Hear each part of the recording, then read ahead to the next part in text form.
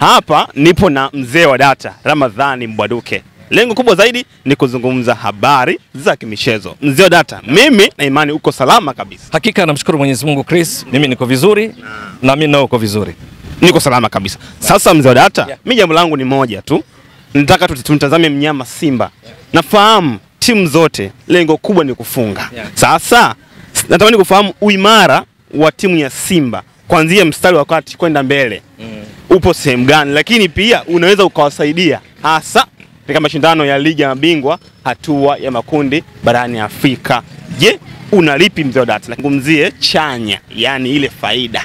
Kimsingi ukitaka kujua mambo mazuri ya Simba kutokea katikati ya mstari wa uwanja kuelekea kwenye eneo la pili la mpinzani wakati wanashambulia, kwa swali lako, basi unaweza ukaangalia muhtasari wake kile wanachokifanya katika ligi kuu Tanzania bara mpaka kufikia sasa, lakini pia katika mechi zilizopita za hatua ya awali ya ligi ya mabingwa barani Afrika kuwania kufuzu hatua ya makundi.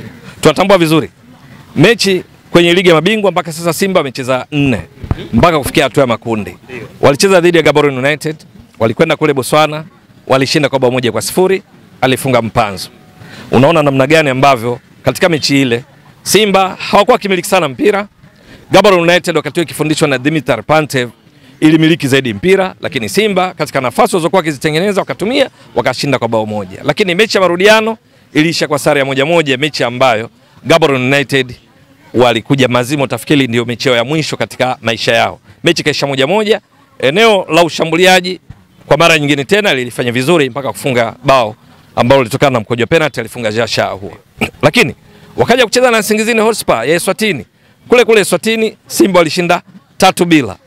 Walifunga vipi? Ni kwa sababu ya uimara wao katika kushambulia. Kwamba wanapocheza muda mwingi wa mchezo wanakuwa katika nusu ya pili ya uwanja kwa wapinzani kwa idadi kubwa.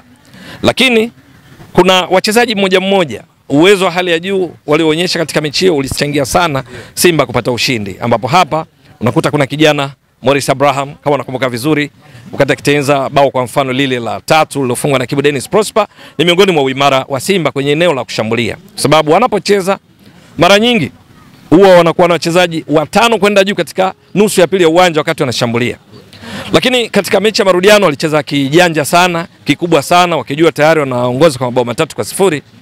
Mechi ilisha kwa suluhu kwa sababu Simba walikuwa wakihitaji ushindi wote, sare yoyote ili wasonge mbele. Eswatini Nsingizini Hotspur walijituma sana chini ya mwalimu wao Mandla David Skogi, lakini mechi ilisha kwa suluhu, Simba wakasonga mbele. Lakini kwa ligi kuu Tanzania bara mpaka sasa Simba ndio timu pekee ambayo ina matokeo ya 100% ya ushindi. Wamecheza mechi 3, washafunga mabao 8, wameruhusu bao 1. 8 walishinda 3-0 dhidi ya Fountain Gate, wakaja wakashinda 3-0 dhidi ya Namungo, wakaja wakashinda 2-1 dhidi ya JKT Tanzania. Sasa ukiangalia mechi zote hizi, uimara wao ni kwanza kwenye idadi yao wanapokwenda kushambulia, wanakwenda kwa wingi. Pili, kutokea kati ya mstari wa uwanja wanakosema Simba wanakuwa na kasi zaidi wanapokwenda kushambulia. 3, kuna wachezaji mmoja kwenye eneo la kushambulia. Unaweza kusema imetengeneza bomu fulani hivi kwa kocha Dimitar Pantev katika kuwadhuru wapinzani, ambalo wote wanacheza vizuri nimekwambia kwa idadi yao, hasa wanapokuwa wengi. Kwa mfumo wao wanaanza na 4-3-3, wakati mwingine 4-2-3-1, lakini wanaposhambulia wanakwenda wengi zaidi. Yaani utakuta mabeki wa pembeni, Shomari Kapombe yuko juu, Anthony Mligo beki wa pembeni yuko juu. Viungo wao katika double pivot wakianza na viungo wawili, mmoja anakuwa juu. Kwa mfano Alassane Maudo Kante, Kagoma utamkuta nyuma. Au vyovyote vile utakavyokuta kwenye wakianza na viungo wawili. Akianza mmoja, bado wale wa mbele sasa wale viungo 3 washambuliaji wanakuwa wote wako juu. Wakiwa na washambuliaji wawili wanakuwa juu. Kwa ufupi unakuta una idadi ya wachezaji wengi eneo la mwisho. Lakini kwa upekee, kwa mfano kwa hivi karibuni kuna ambao ndo tunasema huu ni utatu ambao ukiwa vizuri katika siku husika Simba inakuwa kali zaidi. Na huo utatu unaweza kusema jumlisha 1. Ambao ni nani hapa? Nazungumzia Morris Abraham, kijana wa Kitanzania, umri miaka 22, amekuwa na kiwango bora sana. Guu lake lenye nguvu zaidi la kushoto, kiasi ya kwamba kutokana na urefu wake wa futi 5 na inchi 6 inawapa baadhi ya mashabiki wa Simba kumkumbuka Jose Louis Mixon katika uchezaji wake. Mzuri kupokea mpira wa kwanza, chenga, kasi, dribbling, kupiga mashuti. Unaona yeye ni kifurushi fulani hivi cha ubora tofauti kwa Morris Abraham, kijana wa Kitanzania huyu, mgongoni nambari 18. Lakini sio yeye peke yake. Mwingine ni Elie Mpanzu Kibisawala.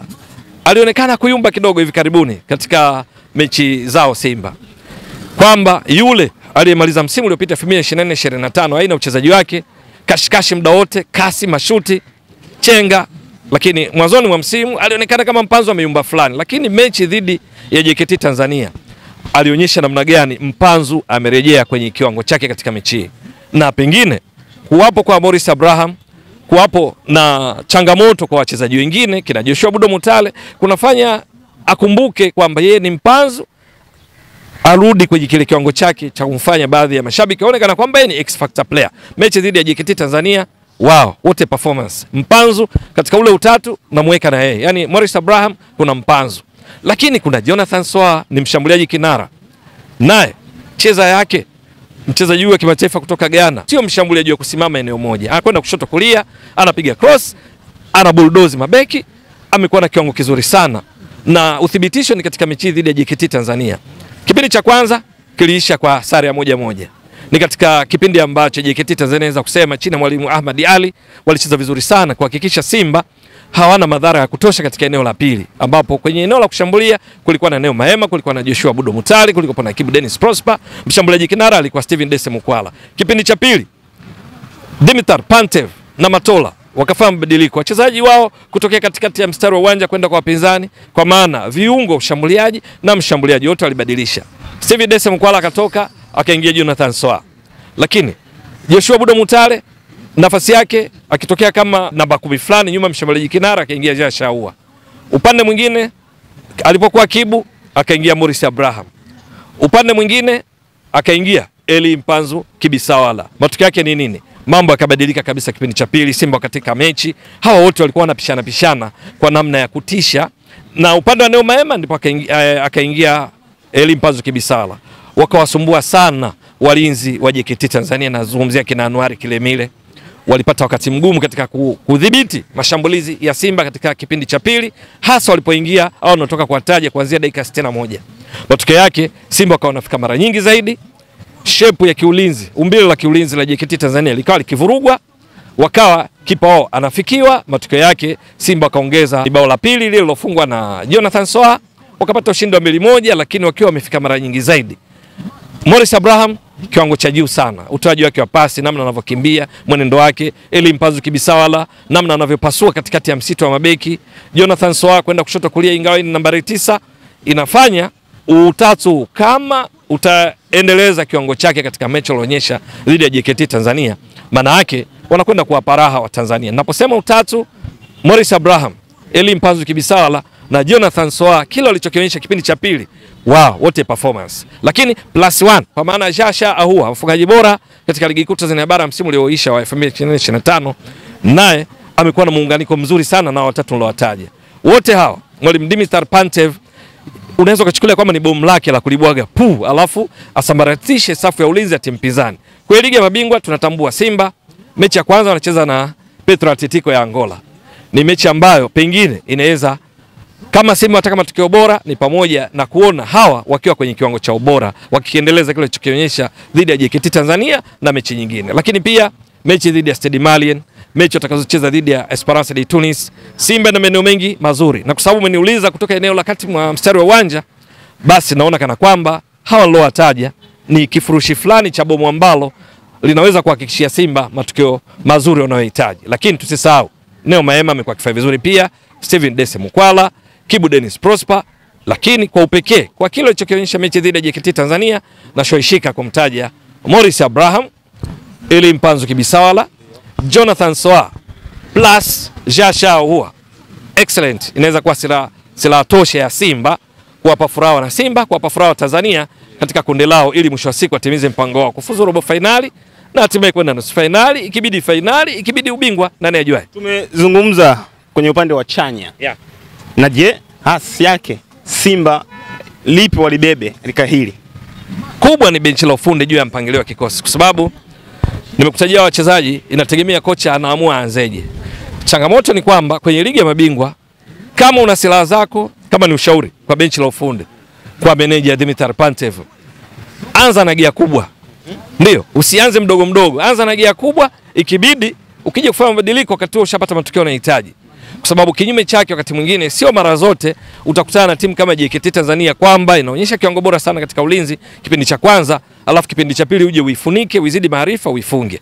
Sio mara zote formula hiyo inaweza kukubali. Wakati mwingine ni vizuri kama una wachezaji walio kwenye kiwango bora katika siku husika, wanaoendana na mpango kazi wako, anzisha wote, pata matokeo, alafu baadaye uwe na kazi tu ya kumanage mchezo ili upate matokeo unayohitaji, kwa sababu ligi ya mabingwa barani Afrika huku pira sambusa, soka biriani, dubenga sijui haina nafasi sana isipokuwa ni matokeo. Kwa malengo ya Simba bila shaka ni kupata ushindi katika kila mechi. Sasa kama kuna wachezaji ambao wako kwenye kiwango bora sana katika kutimiza 3+1, basi ni vizuri siku hiyo wakaanza katika mechi husika ili walete matokeo mapema badala ya kusubiri kuelekea mwishoni mwa mchezo. Unaposema ule 3 ni wale nilowataja, lakini labda mwalimu anaweza katekenya kidogo kwamba akawa na Morris Abraham, kwamba akawa na Elie Mpanzu Kibisawala, alafu akaanza na Joshua Budo Mutale, au Joshua Budo Mutale akawepo, akawa na Mpanzu, akawa na Maema, akawa na